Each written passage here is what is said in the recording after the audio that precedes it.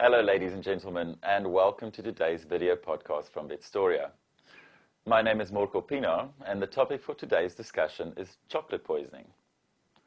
Most people know that they should not be giving chocolates to their dogs, that it could be dangerous, but why is that?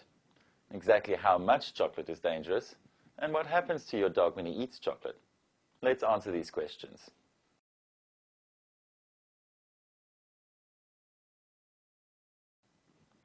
Cocoa seeds, which are used to make chocolate, contain a substance called theobromine.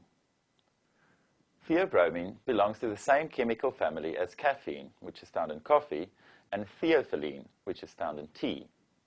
Those three substances are well-known stimulants for humans and might give you a nice buzz in the morning or throughout the day. Unfortunately, your dog gets a lot more than just a buzz, and the effects of theobromine on our furry friends can be devastating. The question is why? Why can we eat chocolate and dogs can't? Well, the answer is that we, as humans, can clear the theobromine quickly from our systems. Dogs, on the other hand, struggle to get rid of it. The consequence is that this toxic substance is going to stay in the bloodstream for the pet for 2 or sometimes even 3 days. Basically, the theobromine has more time to trigger toxic effects in dogs than it does in humans.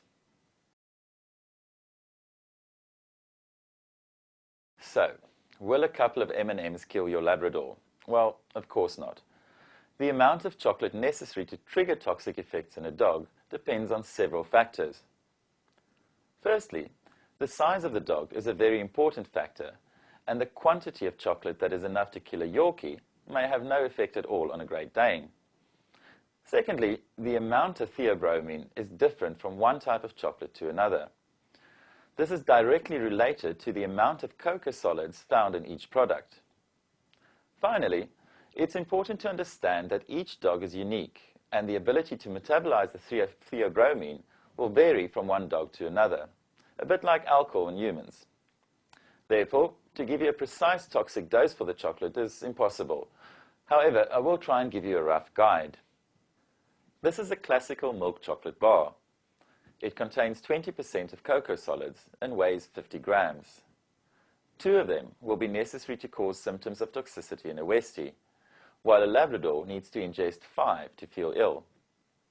When talking about dark chocolate, the quantities are significantly lower. This is a 25-gram bar of dark chocolate, which contains 85% cocoa solids. Well, this small bar is likely to kill a Westie, while 2 will cause severe symptoms in a Labrador. Also remember that in some susceptible individuals, it may be far less.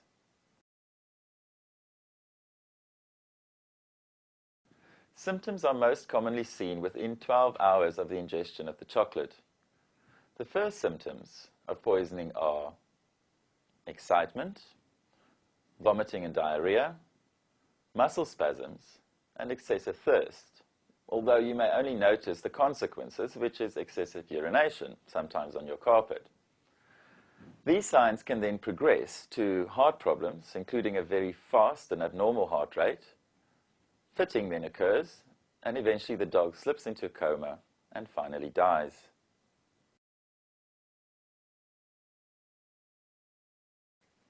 If you suspect chocolate poisoning, you need to contact your vet as soon as possible. Should the intoxication be discovered within 2 hours of ingestion, the vet will make your dog sick to try and empty the stomach. If it is too late for that, the situation is rather more complex. The major problem is that there is no antidote, and the outcome is mainly governed by the amount of chocolate that was initially eaten. The vet can, at best, try to control the symptoms as they occur.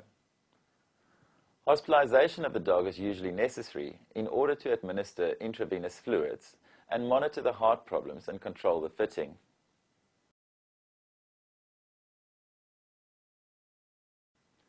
Chocolate poisoning is a very real threat to your dog. Don't encourage him to develop a taste for any type of chocolate, even the safe forms, by feeding them as treats.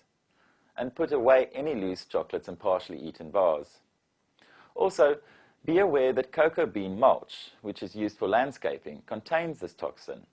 It has a very attractive smell, and some dogs will eagerly eat large amounts of this mulch and therefore get poisoned in this way.